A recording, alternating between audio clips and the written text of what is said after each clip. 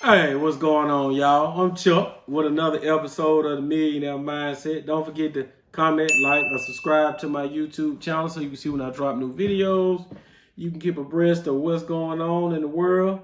And if you like, comment. That way I can interact with you back and forth. And you can tell me a new video you might like for me to create or something that I can do differently on a video I have created. But to get started, today's topic is it costs too much, or AKA I can't afford it. Saying something costs too much, that's just something created in your mind. Whatever it is that you really want or feel compelled to buy, you will find a way to buy it. You can think of women with hair, nails, makeup, cars, bags. You can think of yourself with whatever your fetish is: cars, food, houses, trips, vacations.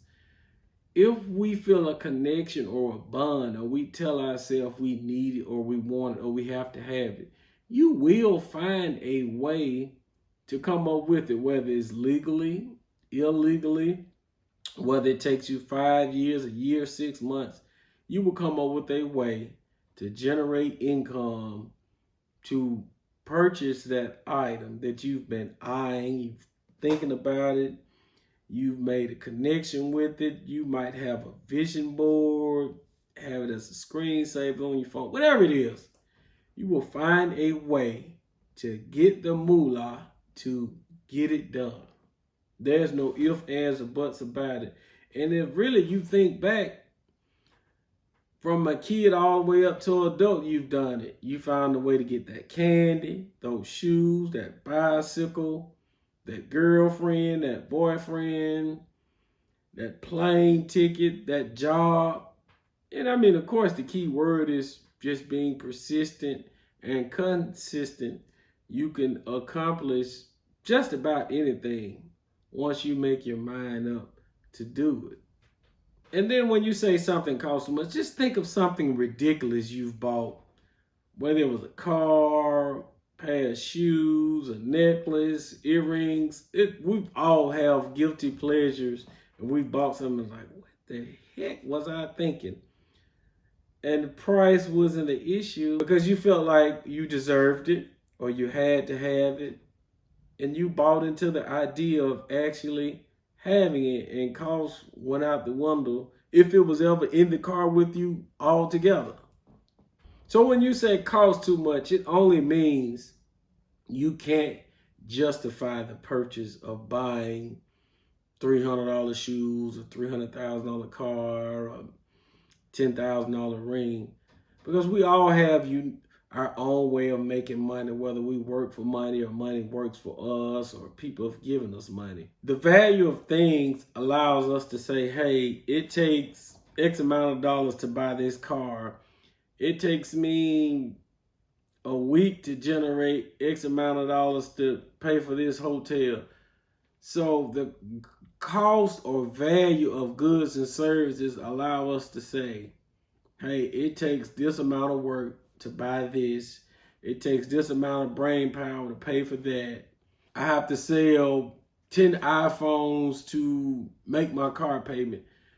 It allows for checks and balances so you can know, hey, whether you can afford something, whether you need to work harder, whether you need to get another job, whether you need to become an entrepreneur, whatever it is, it allows you to reflect yourself and say, hey, what I'm doing is working or it isn't working, or hey, I can afford 10 of those new Mercedes. Man, business is good.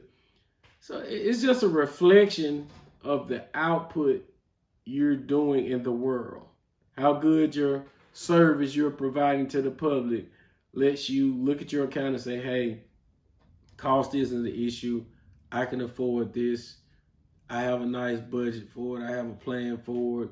Let me get those shoes and the belt and the hat. Money is an issue. Boom. Swipe the card. Go on. So the next one is the value of perception. What do you think this item can do for you? Will it make you look better? Will it make you smarter? Will it make you work harder? Is there a real benefit of buying this item? whether it's riding around in a new car, a mink coat, $500 makeup, $30,000 earrings, whatever it is, what is the perceived value? For example, just say if you was running a commercial and, I don't know, a million people are going to see it, then you might want to go buy those earrings or get that haircut, that jersey, that blazer, so that you can look your best when you're running this advertisement, whether you're trying to sell something, buy something, whatever it is, you want to look your best. So in that area, I could see a benefit of buying something to increase your beauty or your aura.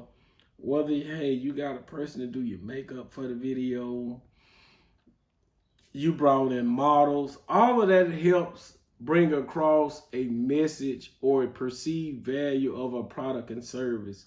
You don't want to look like sauerkraut trying to sell something. You want to put your best foot forward and be presentable. So that value perception is great. Just like on my videos, I always wear my merch. I have my hat, my t-shirt, my hoodie. That's value perception because I'm living the lifestyle. I'm talking about it. I'm wearing it. I read it. And I'm walking the lifestyle. What they said, what is it? Walk the talk or talk the walk, whatever it is. You know what I'm talking about. But I'm living the life every day by wearing it, showing it, speaking it, breathing it, and believing it. And this just isn't a video. It's a whole lifestyle. The next one is opportunity. You have to have the opportunity to generate money to buy that item that may or may not cost too much. Now, when I say opportunity, it could be a side job, a full-time job, part-time job. As long as you have the resources and the ability, aka the opportunity to make it. Some people make as much as $30,000 an hour, whereas people that work for a living may make $20 an hour. I'm sure you fall somewhere in the midst of that food chain. Wish I was closer to the 1,000. Maybe I would be here making videos. Who knows? Maybe not. But it would definitely create a better life for me and for you. There are endless opportunities to generate money to buy things that you feel compelled to buy. You can make videos, you can edit videos, you can sing, you can freelance. It's create a business, sell the business. There are more than enough opportunities to generate money to buy that thing that you like. And if it isn't an opportunity, create one. The sky's the limit. Someone is willing to listen to you. Someone is willing to buy from you. Someone likes you. Someone thinks the world of you. So whoever you are, just apply that. Put a little polish on it. Put a little paint on it. Buff it up. And present what you have for sale. Whether it's that awesome personality, that beautiful smile, that glow, that raspy voice, your tall height, your short body, whatever it is, bottle it up, package it, sell it, so that you can buy that item that you've been longing for, and just throw the words, "it costs too much," out the window, and go ahead and get that new car. Stop riding around that old car. Stop eating McDonald's on lunch trying to save money. Opt out for that salad. Get the salmon on top if you can eat seafood. If not, go for steak. If that's not your thing, then hey, go totally vegan. It's okay to get Starbucks at least once or twice for lunch. Just find the opportunity to where you can pay for it. And there may even be a way where you can make money while you're at work. They just don't have to know about it. It's endless opportunities. Just find one that fits your personality, your lifestyle, rock it out, make it work. I believe in you. You just have to believe in you. My next one is quality. That thing that you're willing to buy and trade your time and money for, it should be a quality item so that you can get longevity out of it. And it won't be something that tarnishes or fades or breaks or you won't even remember it. The better the quality, the higher the quality, the more you will like it, and you can get a long shelf life out of it. Even if you sell it to someone else or give it to someone else, you can say, hey, that ring lasted a long time. It didn't fade, didn't crack, didn't break. I am proud of that money I spent on the item because it has stood the test of time. It may go out of style and you keep it so long that it comes back in style. That goes for cars, clothes, hats, whatever. But if it's quality, it will last, it will stand the test of time, and you won't regret the purchase, hopefully. Because some things we buy in the heat of the moment, you be like, what the heck was I thinking? But we're going to buy quality items so they can remain quality, and we have a good shelf life with them. And we also have awesome resale value when we get tired of it, if we get tired of it. Because a lot of times we buy things and they're hot and they're cool and they're new, and it sits there on the shelf or the closet, gets dust. And if a year's gone by, you haven't done anything with it, you might as well sell it because it won't be used at all. The next thing we want to buy, we want to make sure it's reliable. A reliable car, a reliable house. I don't know, reliable relationship, a reliable job. Reliability goes a long way because you're going to have up days, down days, good days, bad days. And that thing that you're depending on or that you bought, you need it to show up even when you don't show up. So it might make you smile, might make you laugh. It might make you some money. It might make you a better person. It might make you look better. Whatever the item is, it needs to show up and be reliable so that you can see your money working and it can benefit you in some shape, form, or fashion, as opposed to just the trade-off of losing money with no real gain or benefit. I mean, you wouldn't buy a car that's going to break down a week later, a day later, would you? Of course not. So whatever it is that you're thinking about buying or you're about to buy, just make sure it's reliable, because so many people have bought things that aren't reliable and it left them stranded, broke down, heartbroken, devastated. And if you've traded your money for this thing and it's all the money you had, you have no way of fixing it or replacing it. So read a couple of reviews, do the research, do your homework. Don't just dive in blindlessly, if that's a word. But we'll say don't just dive in blindly and make a purchase. It has to make sense so that you won't be sitting around here looking crazy in the next month, year, week, whatever. Lastly, what is the potential return of this item that you're thinking about buying that you once thought it cost too much?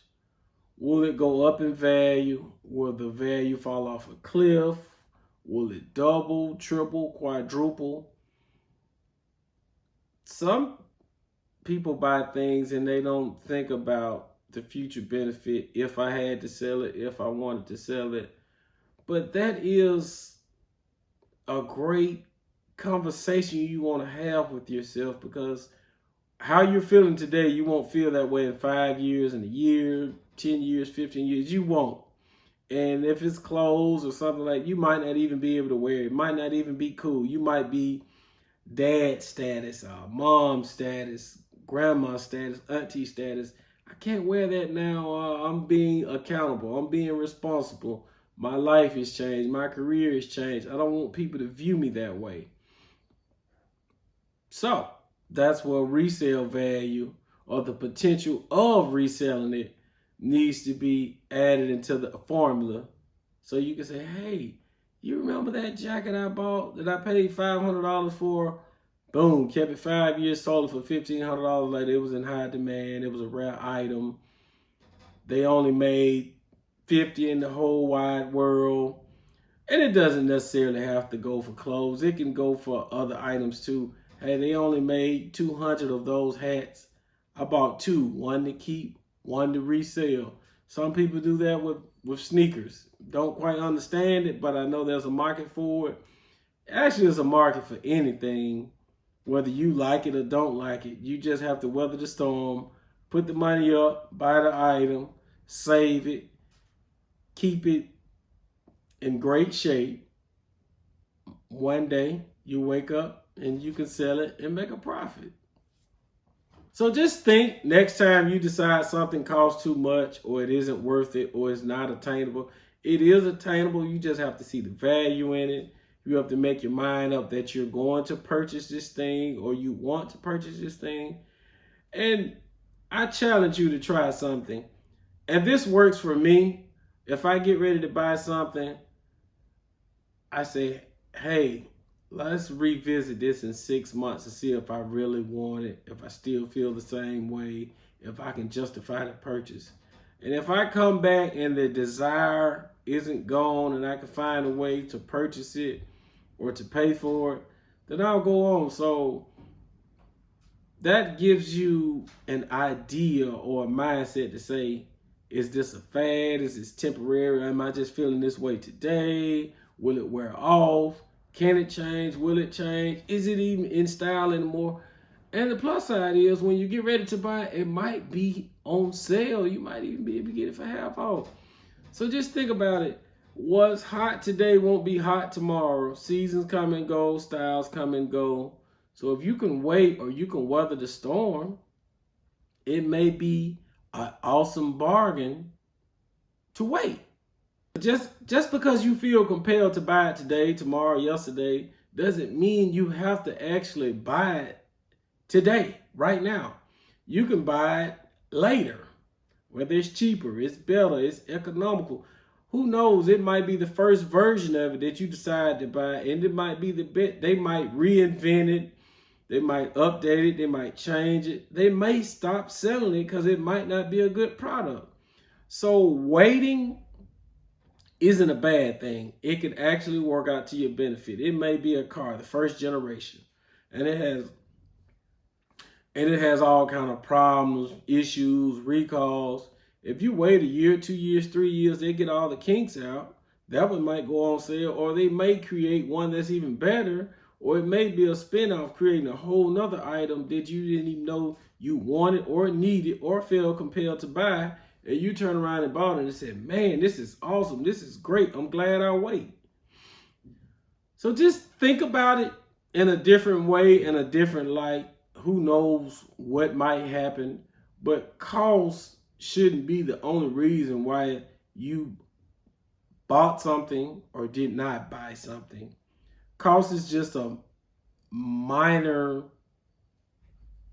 very, very, very, very minor part of it. But I'm Chuck. I'm with the Millionaire Mindset. Thank you for watching my video. I will have another one next week. Stay tuned. Peace.